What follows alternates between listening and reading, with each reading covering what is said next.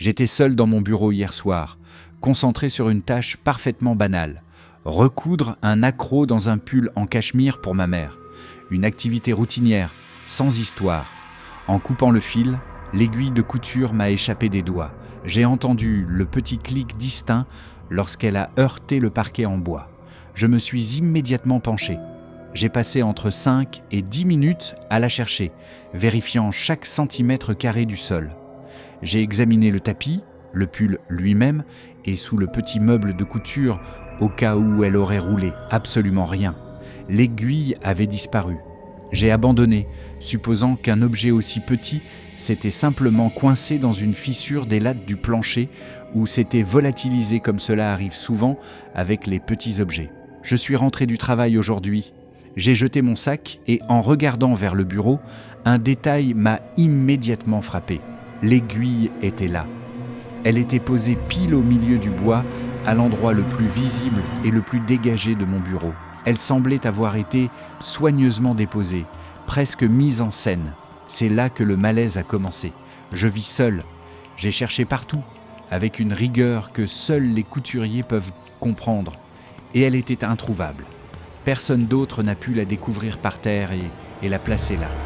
L'objet disparu de ma réalité venait d'être réinjecté par le système, non pas à l'endroit logique de sa chute, mais à un endroit impossible, comme si la matrice avait corrigé le bug de la permanence de l'objet, mais de manière trop évidente, forçant mon attention. La réalisation que la réalité elle-même avait agi pendant mon absence et que l'objet avait réapparu comme une variable mise à jour est ce qui me perturbe le plus.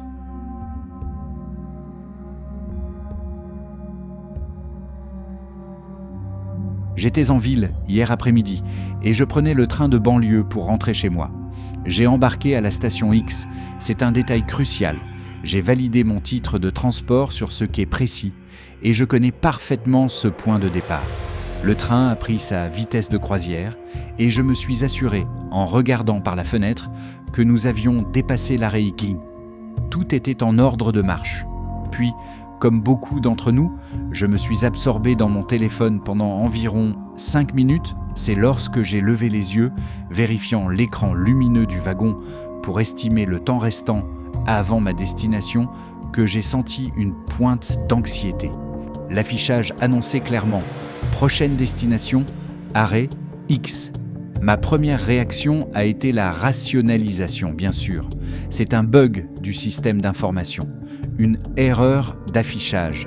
Mais le vertige est monté lorsque le train a entamé sa décélération et le sifflement familier des freins. Les portes se sont ouvertes et là, c'était indéniable. Les panneaux sur le quai indiquaient bien la station X. J'étais revenu à mon point de départ après avoir pourtant bien voyagé jusqu'à Ick. C'était une anomalie totale. Le train sur cette ligne n'a aucune raison, ni aucune possibilité technique de faire demi-tour ou de rebrousser chemin entre ces deux stations. Pourtant, nous étions là. Personne d'autre dans le wagon ne semblait s'en soucier. Les passagers continuaient de lire ou de fixer l'horizon, complètement indifférents à cette aberration géographique. Le train est resté stationné un moment, puis il est reparti. L'arrêt suivant était l'arrêt W, confirmant que la boucle était bouclée et que le train avait repris sa trajectoire initiale, comme si rien ne s'était passé. C'est comme si le système avait exécuté une réinitialisation d'urgence de la trajectoire pour corriger une erreur interne entre X et Y. Je suis descendu à l'arrêt Bobic, le cerveau en surchauffe, forcé de prendre un train dans l'autre sens, certain que mon voyage avait été annulé puis réinitialisé par une faille dans la matrice ferroviaire. À la fin de mon adolescence, je traînais avec des potes au terrain de jeu municipal, à l'heure où le soleil commençait à baisser, cherchant toujours des défis un peu stupides pour pimenter la fin de journée. Ce jour-là, on s'était fixé un objectif simple, lancer un frisbee de taille standard pour qu'il atterrisse dans les mailles d'un but de football depuis une trentaine de mètres. Je dois insister sur l'état du filet. Ce n'était pas un vieux filet déchiré. Il était relativement neuf, solidement tissé avec des carrés serrés, conçu pour bloquer un ballon de football sans effort. L'idée même qu'un frisbee, rigide et large, puisse passer à travers sans le déchirer était ridicule. C'était mon tour de lancer. J'ai envoyé le disque en plastique avec un angle parfait. Nous avons tous les trois suivi sa trajectoire, attendant le bruit sourd et satisfaisant de l'impact dans le filet. Mais ce bruit n'est jamais venu. Au lieu de cela, nous avons vu distinctement le frisbee passer directement à travers le filet.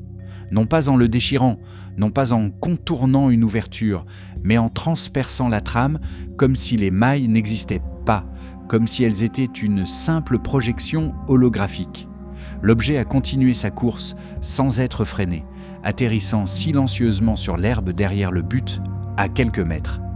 Mes deux potes, qui étaient juste à côté de moi, ont immédiatement commencé à se regarder, le même air d'incrédulité muette figé sur nos visages.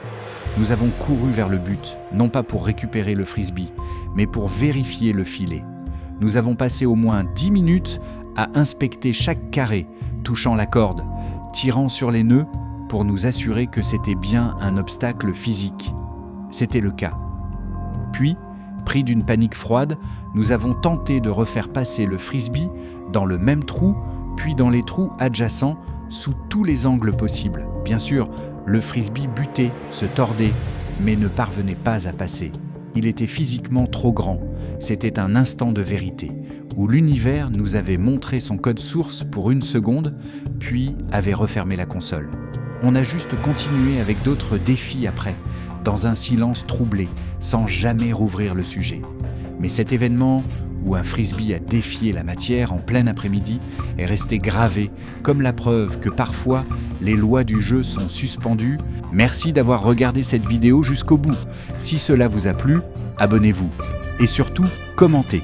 C'est ce qui nous permet d'exister dans l'algorithme. Par exemple, dites-moi s'il vous est déjà arrivé de faire tomber un objet dans un lieu précis et identifié, de le chercher tout de suite et de ne jamais le retrouver comme s'il avait perdu toute réalité physique. La chaîne est encore jeune et a tendance à passer sous les radars. Mettez un petit pouce et à bientôt pour de nouvelles histoires.